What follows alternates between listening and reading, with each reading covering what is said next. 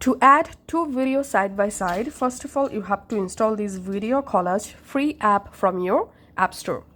Once the app installed, open the video collage app and select a layout. I'm selecting this horizontal layout and tapping on next. Now let's add our first video. So from my gallery, I'm selecting my first video. You can crop the video just like this. Tap on choose. And here is my first video. Now tapping on my second video to upload and scrolling down and just selecting my second video from here. Let's select a different video. Okay, choose.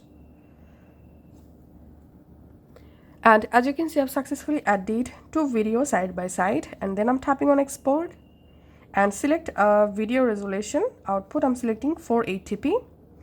And it may take some minutes to export the video in your Photos app. Once your video successfully exported, go to your Photos app, and here you will find your two video added side by side with video audio. That's it.